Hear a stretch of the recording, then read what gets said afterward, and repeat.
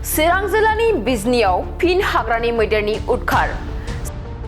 चिरां जिल्लानि भारत भुटान सीमायाव थानाय 1 नं दैलं जाहाराव हाग्रानि मैदेरा शुक्रबारनि मोनायाव गोबां खहा खालामलांदों।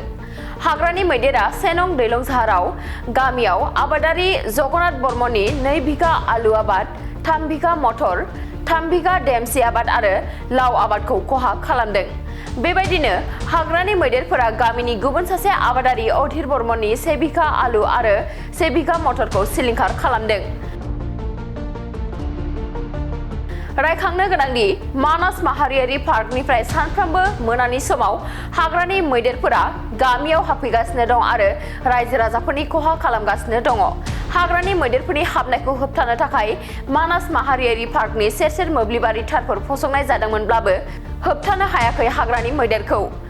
बेनि अनगायैबो हाग्रानि मैदेरनि उदखारखौ हाग्रा बिफाननो फोरमायहरोब्लाबो हाग्रा बिफाननिफ्राय जेबो राहा लायैनि अजद आबादारि रायजो राजानि। बहुत क्षति करिल डेमसि केई बिघा 3 बिघा मान क्षति करिल आरो मटर 3 बिघा क्षति करছে आरो डेमसि आलू क्षति करिल 3 बिघा मान आरो पानीलाव আছিল জাংলা এটাও ক্ষতি করিল।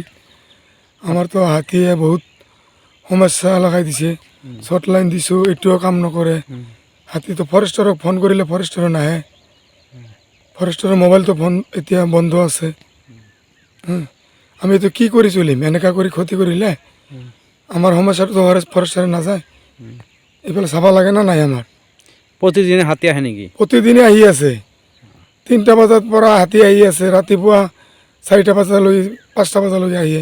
আজি কেতিয়া আহিছিল? আজি 3টা বজাত আহিছে হাতী, 5টা বজাত গেল হাতী। ইমান ক্ষতি কৰিলে আমি কেনেকৈ চলিম? কি নাম আপনার? আমার নাম জগন্নাথ বর্মন, 1 নং দৈলংজার। কি কাম কৰি আপনি খায়? মই তো খেতি কৃষি কাম কৰিব লাগে, এত বেলেগ কাম নাই না আমার। কৃষি কাম কৰি আমি খাই আছো।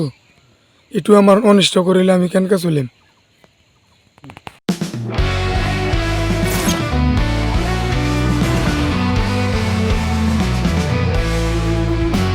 नोंथांनि जिउआव जायखिजाया खामानियावनो हेंथा नुजाथिदों नामा? गोब्राब नाजासेयावबो जिउआव जाफुंसारनायखौ मोननो हायाखै नामा? जुदि नोंथाङा बेफोर बायदि जेंनाफोरजों मोगा-मोगि जानांदोंब्ला बे खेबनिफ्राय जिंगासिनांगौ गैलिया। मुलुग दरबाराव तन्त्र मन्त्रनि थाखाय बयनिख्रुइबो मुंदांखासिन थावनियानो जादों मायां। मायांखौ साधु बिद्यानि रायजो होननानैबो मिथिनाय जायो।